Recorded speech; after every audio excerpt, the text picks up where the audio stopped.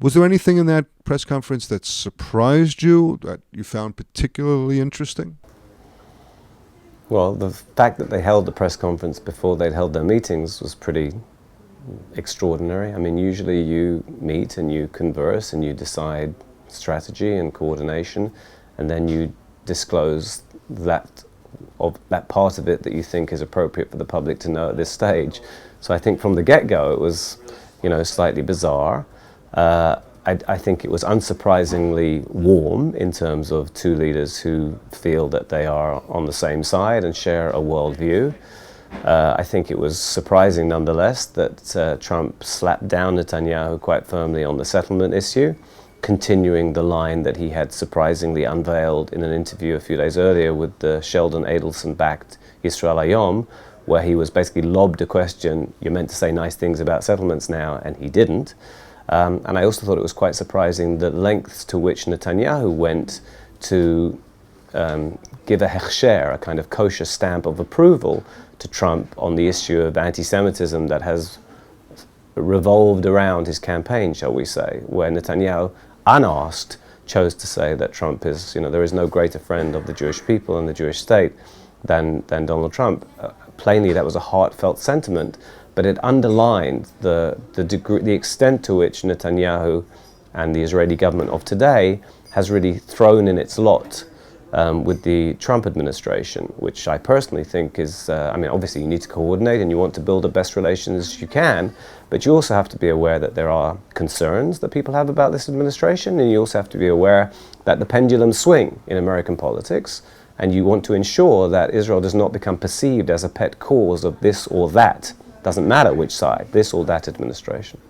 It seems that there were a few things that came out. Yes, I agree with you that that there could be some coordination between Netanyahu throwing his lot in with the Trump administration. Trump seemed to indicate, we don't want you to build any new settlement. He seemed to indicate that he doesn't care, one state, two state, whatever you guys agree on, whatever. But he also indicated that there's a move underway behind the scenes for a new peace initiative that is a regional peace initiative. Are any of those serious policy declarations per se? So the notion that shared concern about Iran in this part of the world will bring together previously unlikely alliances between the likes of Israel and the Saudis and the Gulf states and Egypt and so on. This is a firmly held belief by Netanyahu for some time. I mean, Netanyahu's feeling is that the quote-unquote moderate Sunni states look to the United States to be the powerhouse in the Middle East, have been disappointed in recent years, and therefore have looked to Israel as the next best thing, capable of standing up to Iran and its various proxies and allies and so on. And Netanyahu believes that this can be used to maybe also chivvy the Palestinians towards greater compromise. It seemed to me that at the press conference, Trump had been wanting to be the one who would say this and was just a little bit tetchy there that Netanyahu had kind of said it first. I didn't know you were going to talk about that, and then sort of elaborated on it. This is a Netanyahu belief that the president is open to. I think what's common to the raising of that issue and the one state, two state thing is that Trump is not going to be Obama-ish or Clinton-esque, and maybe even Bush-like to some extent, in terms of deep familiarity with all of the nuances of any effort at peacemaking. I think the one state, two state thing was misinterpreted by people people have their reasons why they see things in a certain way. This was not Trump endorsing a one-state solution or ending the two-state solution. It was Trump saying, I don't know, and I don't care. Whatever you guys want to do is fine by me. I would like to try and get a deal. I think it was incumbent on Netanyahu to make clear, well, actually, a one-state solution is not acceptable to us. We were revived on the basis of a two-state solution. We want to keep a Jewish democratic Israel. We need to separate from lots of hostile people here.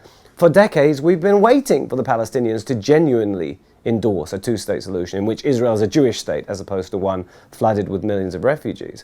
I think that was a missed opportunity, and I don't think it needed to have been done in a confrontational way. I'm sorry that Netanyahu didn't make that clear, and that's partly because of his domestic coalition considerations back home. But the idea of regional progress, I don't know. Clearly, some things have changed.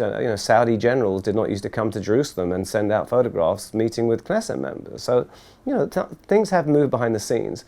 From there to some kind of real possibility of dramatic progress towards public peace agreements and so on is a very, very long journey.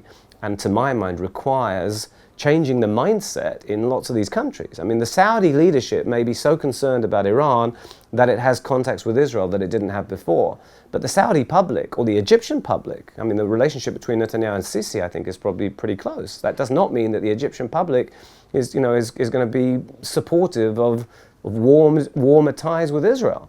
So that there would need to be a much more fundamental process of education and changing what's taught and what's broadcast in media in these countries for the leaderships to be able to do anything remotely public, in my opinion. So I think if there is to be some progress on a regional initiative, it will be a very, very slow and long process, and that this moves the Palestinians. Again, all of this, in my opinion, requires a much deeper remaking of the mindset among the publics, among the Palestinians, among the Arab publics. So you don't see a dramatic coming together under invitation by the great deal maker Trump, let's say, to Camp David with the Israeli and Saudi and Egyptian and Palestinian and who did I leave out there, whatever other Gulf states coming together and making peace? I'm not ruling out a conference or a summit. I mean, we had the Annapolis summit not too many years ago, and the Saudis were there, and the Palestinians were there, and all sorts of people were there, and the Americans and the Israelis were certainly there, and nothing came of it. So I don't think it's impossible. I think that you need top-down willingness, but you also need bottom-up context, climate.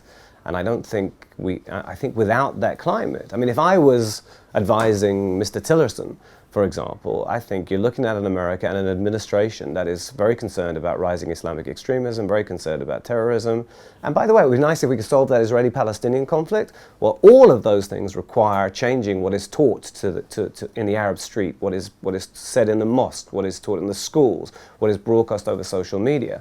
You want to improve the security of everyone on earth, you've got to start at a much deeper level. By the way, that would also help on the Israeli-Palestinian front. That's where I would be placing my strategic emphasis. How can we work with our Middle Eastern friends, allies, not such good friends, areas of influence to marginalize extremism and encourage a more moderate, life-affirming mindset?